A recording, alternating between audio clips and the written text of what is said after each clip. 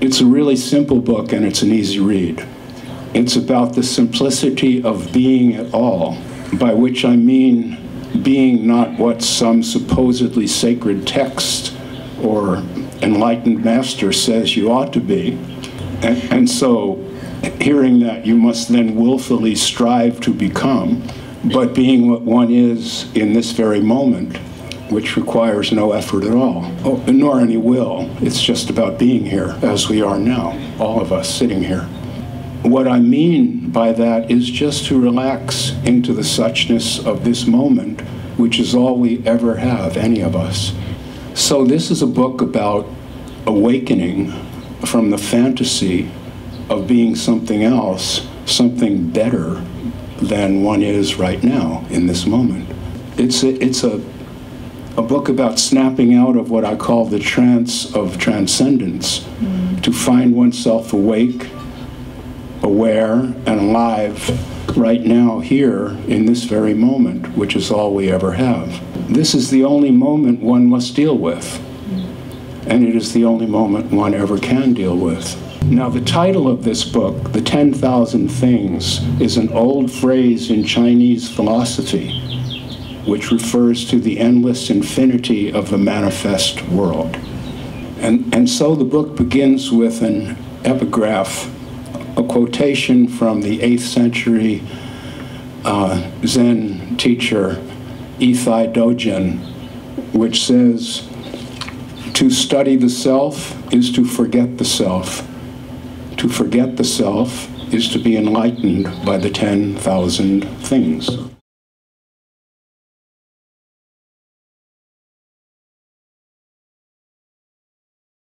Question 1.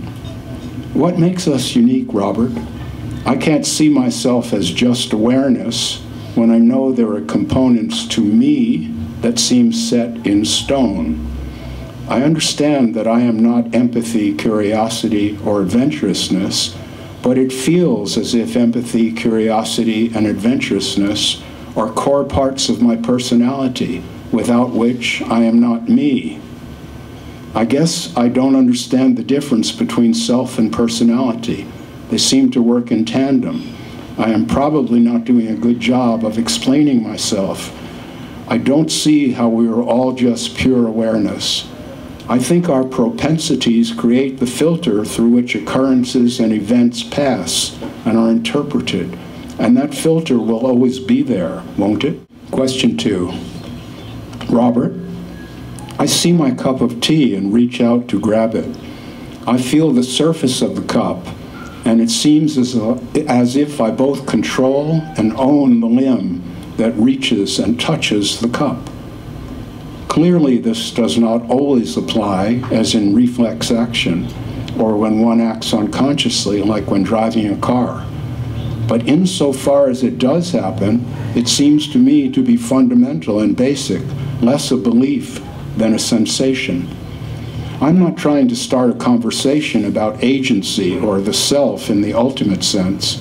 I want to hear instead about how normal, everyday actions, the simple sense of being here and doing things that I recall having even as a child, feels from your point of view. I'm curious how you, who seem to experience the world in a quite different way, experience that sensation and what you make of it. You say that for you, Robert Saltzman is not a self, but a character, just part of the contents of awareness. I know I am oversimplifying here. You have said that awareness is not separate from its contents and that the seer is the seen. So we've gone into all that before. But setting that aside, what I'm trying to get at is that you seem to have a very different fundamental sense of self than mine, which is completely tied up with this sense of agency and control. I mean control over bodily movements and so on.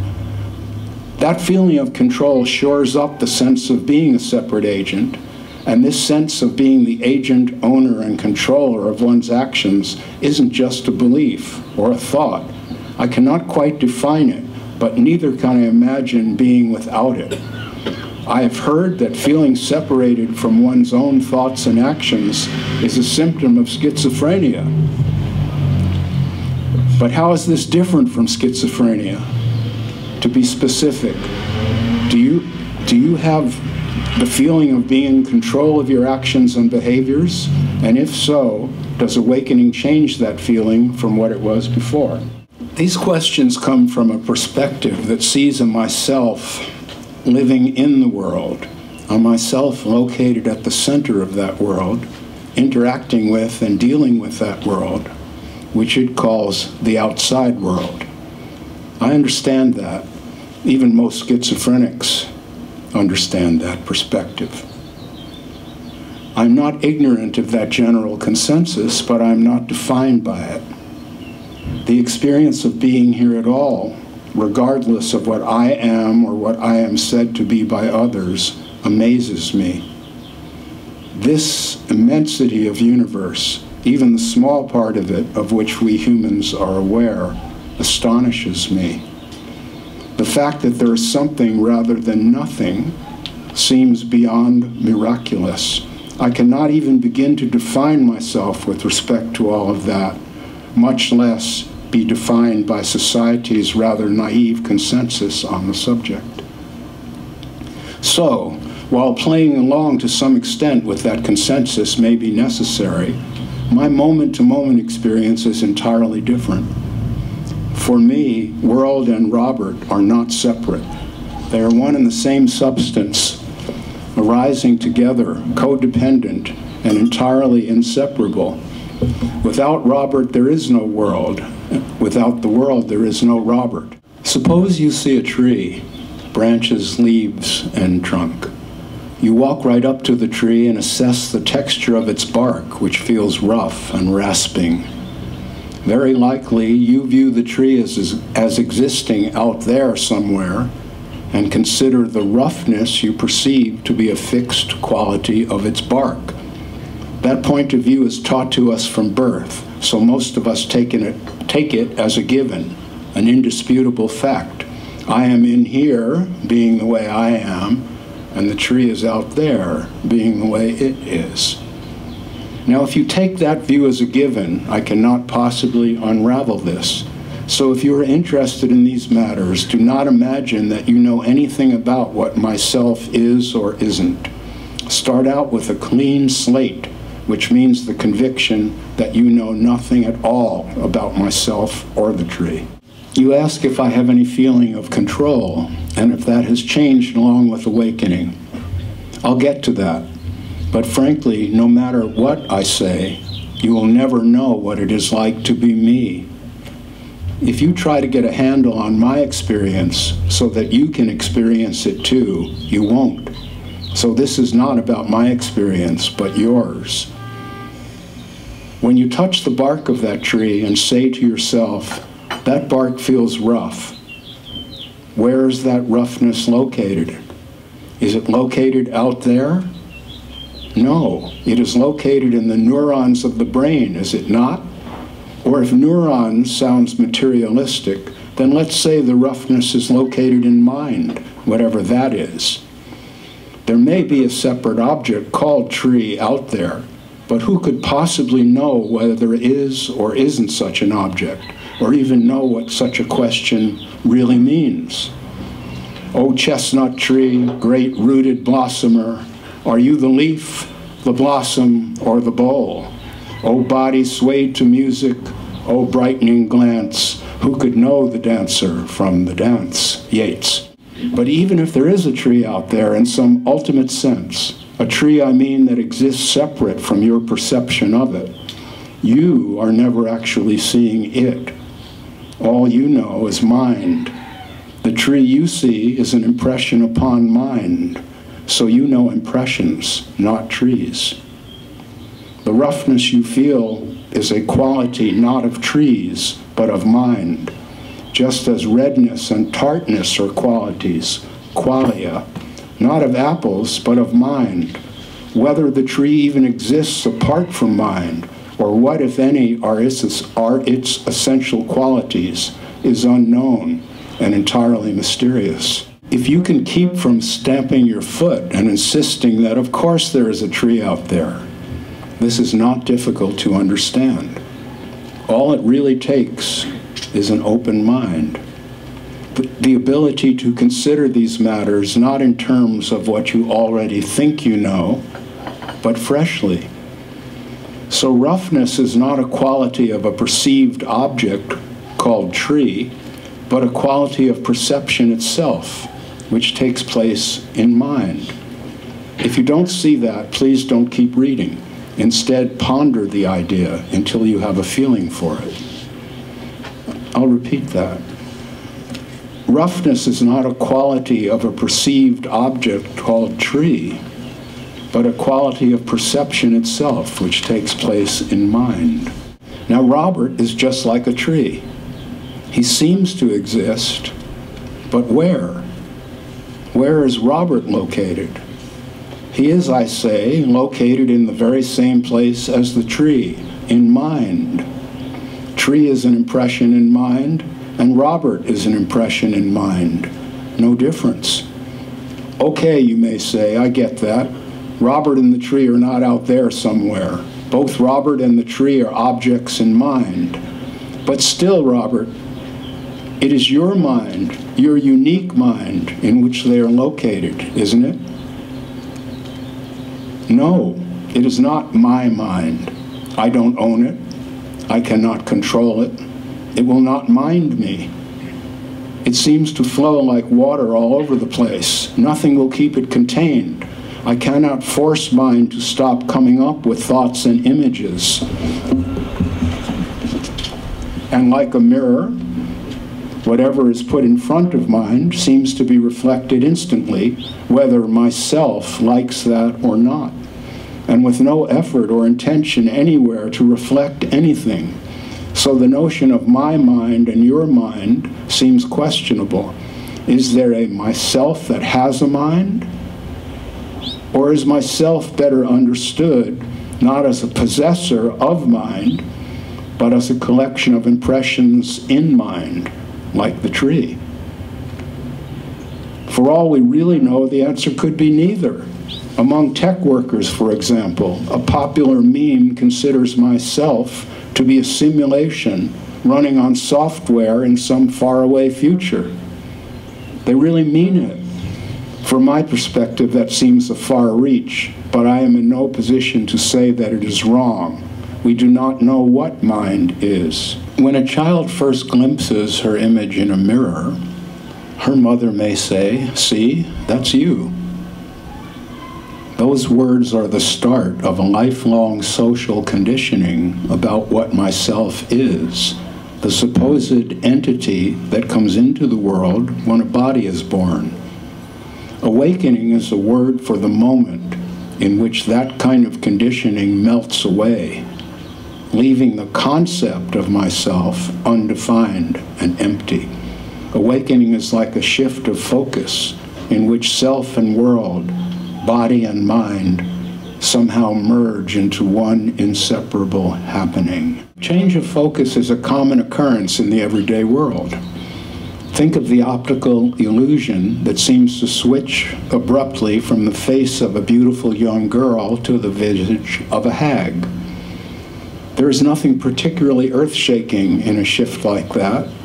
As long as the illusion is out there somewhere and I am in here observing it, that kind of shift presents no problem. I am in here just as I always was, and something out there keeps shifting. But what if the shift involves the disappearance of the boundaries between inside and outside? Well, that's another kettle of fish entirely. That kind of shift demands a radical revamping of the very definition of myself, which previously was just taken for granted. That could feel like losing one's grip on the world and falling forever into emptiness or chaos. It's not true, of course, that one must hold fast to the conventional story of myself or else be faced with the entire world falling to pieces. But that is the fear expressed in such phrases as, "I must be losing my mind." No wonder so many of us cling so adamantly to the conception of myself in here and the world out there. Hanging on to that schema could feel a good deal more secure than going exploring without a map. As for the question about what makes you unique, very little, I'd say. And if you concentrate on that, honing in on apparent differences between myself and others, you miss the forest for the trees. Uniqueness of personality is like personal appearance. Underneath all that surface glamour, it's all the same blood and bone. I don't deny that personality exists or that people express different habitual attitudes. The same is true of my 3 donkeys. They are not totally identical. They exhibit run-of-the-mill differences, differences in aggression versus passivity, for example, but each behaves exactly like a donkey. And when I look into the eyes of a human being or a donkey, it's not personality that stands out, but sentience. To stay with the personal appearance metaphor, if you remain focused upon uniqueness, that's like a teenage girl who has a zit on her cheek and sees nothing else for the rest of the day. Out comes the mirror and the Clearasil. Meanwhile, the entire symphony of life plays on, but the personality that calls itself me stares fixedly at its unique navel, engrossed in its unique fears and desires, proud of its unique abilities, and ashamed of its unique weaknesses. I don't mean to tease, I'm just not there. This is a vast universe. As for whether I have the feeling of being in control of actions, I really don't find myself thinking in those terms, but I suppose the answer is no. The necessities of each moment present themselves, and actions just seem to arise choicelessly to meet them. I pointed out earlier that you cannot know my experience, no matter how much I say about it. You can know your experience, and that is all you can know. Is that not clear as a bell? Hearing my words does, it is true, constitute part of your experience, but words themselves are not experience, any more than a menu is a meal. Words relate to experience only insofar as you find something in your own conversance with which to illuminate the words or flesh them out. For the only thing a word can ever really mean is what it means to you when you hear it or read it. Words themselves are only sounds or squiggles. They are not the things to which they point. I can write tempeh, but if you try to eat that, you end up with a mouthful of paper and ink. Not fermented soybeans. If you have never eaten tempeh but have only heard about it, a vague image of fermented soybeans will be the limit of your understanding of tempeh. If you have eaten it, then tempeh will not be so experience distant. You may even recall the taste of it enough to start your mouth watering. But even if you've eaten tempeh 1,000 times, you will still not know my experience of tempeh, only yours. Some who find themselves awakening from the hypnotic trance of what I call the consensus may be heartened or encouraged by these conversations. Some may feel they are learning something about what it is like to be awake. However, it is important to remember that all you can know is your experience, not mine, and that words from others can mean only what is present already within your own cognizance. So if I say that I never see myself doing anything or being anything, including presence, witnessing, observing, or being mindful, you may enjoy riffing mentally on the themes of non-doing, non-being, emptiness, and the like. But your own awakening is another matter entirely.